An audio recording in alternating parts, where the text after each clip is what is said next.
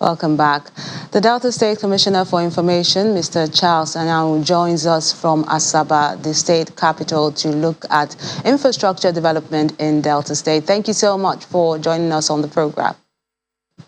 Thanks, Melinda. It's nice to be here. Pleasure is all mine. Now, since the inception of the Okowa-led administration, how effective has the Urban and Rural Development Initiative been?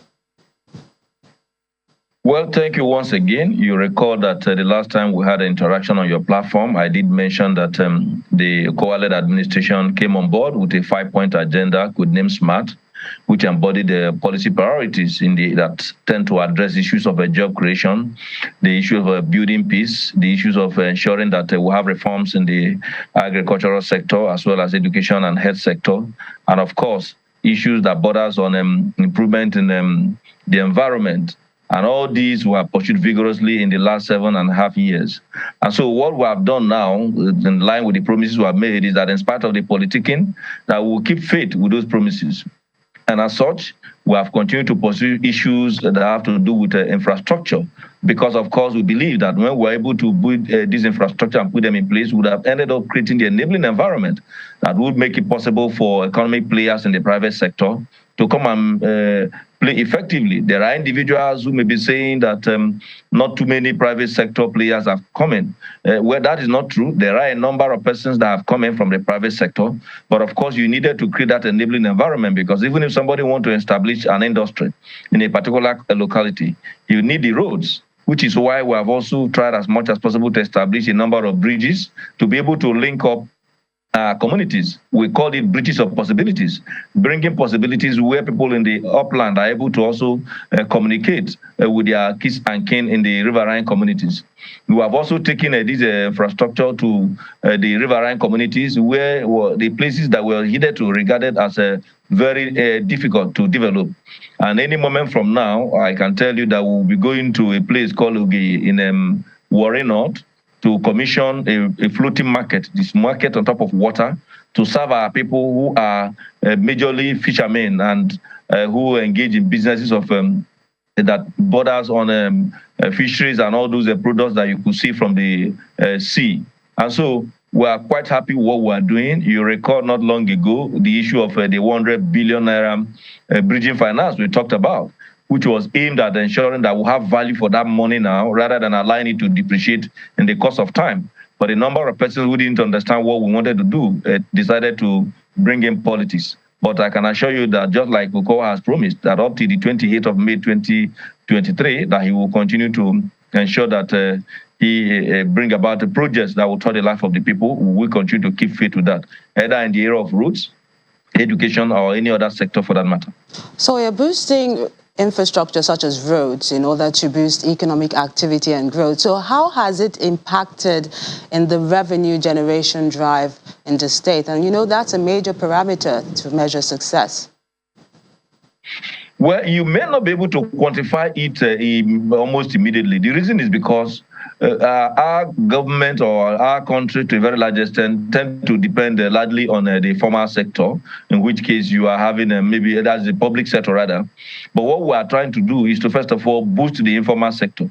Now our people who are largely agrarian are able to produce their farm produce and then evacuate such to the city center, where those who may not be farmers but need these foods to be able to survive and continue their activities have to purchase them. Imagine where you produce something in a particular community and you don't have roads to evacuate it to where you have the market, where individuals who are even from outside the state could also have access to such produce. So when that happened, it means that you would have been able to improve the quality of that farmer who has been able to produce and is able to sell. But beyond that, because we are building this infrastructure, the labor that we are also deploying for the purpose of building either the roads or areas such as drainages are also Deltans, and largely people who live around here, even when they may not be Deltans. And they are paid, even if it's going to be either on daily basis or on weekly basis. That also becomes a source of income. And when that happens, taxes are also paid by these individuals who are employed by this company, even as the contractors themselves are also paying taxes for the job that they are doing. To a very large extent, it's helping to show up our internally generated revenue. But our target, first of all, is to expand the economy. Because once we're able to expand the economy of our state, we would have been able to create that enabling environment that will make it possible for us to collect additional tax. Because it will not be fair to just begin to tax the people when you have not empowered them. But the kind of empowerment we are bringing to bear in Delta is to ensure that these projects are ongoing. Beyond opening up these communities, that the establishment of these projects will now economically also empower the persons who live in these communities.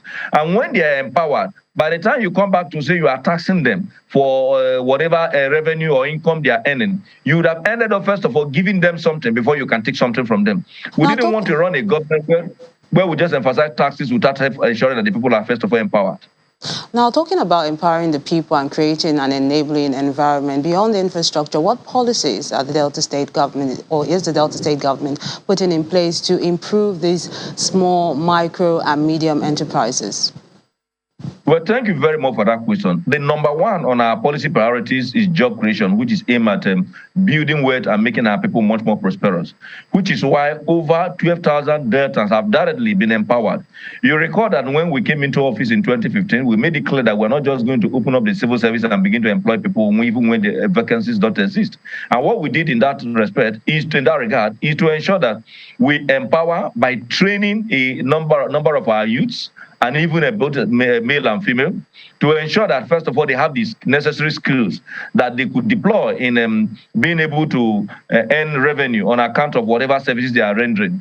That is working very well. And a number of these persons have also remotely trained over 100,000 youths in their own right. But we don't just train them. We also ensure that we give them starter packs. It's called starter packs because it's what they needed to be able to kick off their business, whatever enterprise they have chosen, whether in the area of animal husbandry, or in the area of crop production, or in the area of tailoring, or in the area of makeup, and a number of other skills that we train these persons. We have been able to diversify that particular process by ensuring that across different ministries, we are training and retraining a number of our youths. Through the Ministry of Youth, we're ensuring that a number of our youths who may have been trained by themselves, who have gone to a form of apprenticeship, are also retrained and empowered. They call those type of brown step. That is those who may have gotten some knowledge. But those who may not have gotten any knowledge, we call them green step. And then we train them for a period of time. But beyond this training and equipping them, we also have a department of monitoring to ensure that those that we have trained, we monitor to ensure that they are continuing with whatever trade they have been trained in. And at the same time, mentor them so that they have now ideas as to how to also make their business become much more bankable. All that is being done, and we are quite pleased with the result we are getting. Not long ago, Delta was rated by the National Bureau of Statistics as the second in terms of least poor states in Nigeria, where we have been able to improve the standard of living of our people, of course, after Lagos. And our desire is to ensure that we become number one, and that we are pursuing very, very vigorously. But beyond the issue of training directly, empowering the people directly, we have also continued to, through what we call Delta Cares, modeled after the World Bank program that tried to provide some form of palliatives to some persons who have also been, who are into one business or the other, not just giving out handouts. And that is working very well. Just on Friday here, that's the next Friday, about 3 days from now, we are going to also be rolling out a number of packages to our people with a view to reducing not only the effect of the COVID, but of course the biting effect of the economy that has been grossly mismanaged by the APC-led government at the center. Now, in all these, host communities are key to the stability and economic growth of Delta State. Is there a program to ensure their voices are constantly heard? I like it when you said there's a monitoring unit for the young people that you train, but what about a feedback unit to know whether it's actually trickling down to the people that need it? Well, in the first place, the M in the SMART agenda I talked about earlier means meaningful peace building aimed at creating harmony. If you recall, Delta in the past used to be in the news for possibly the wrong reason. But in the past 7 years, we have always been in the news for the very, very wonderful reasons of development. How did we achieve that? The governor ensured that you are able to unify every segment of our society. We brought in those in the upland, the different ethnic groups that make up the state. Our government is peopled by the people of Delta, just like democracy the states. And when you do that, you are not able to secure the buy-in of the traditional institution, the buy-in of the youths, the buy-in of the women, and of course, the buy-in of the elders. And so today, the peace we enjoy is on account of the very, very detribalized approach to governance, which Senator Dr. Ifeanyi Okowa has brought to bear in the governing of the state. And once you have been able to do that and secure the support of the people, you discover that you have peace and that you're able to have programs that trickle down effectively to those that you intend to reach. And so we are quite convinced that following that particular pattern and going along that trajectory, that we will continue to maintain the peace that we have in our state. And that's why we continue to appreciate our traditional institution, the youths, and of course, those are our brothers who live in the creeks. You recall that they used to break the pipelines because they believe that the goods are expected, were told in the part that is in the pipeline. Now those goods are no longer in the pipeline. We have been able to develop the creeks.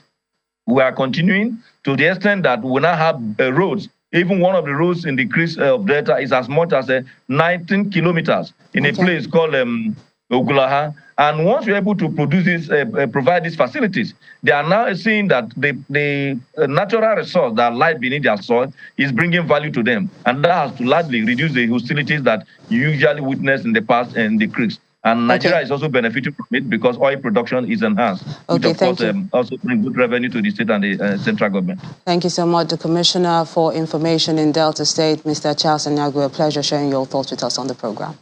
Thanks for having me.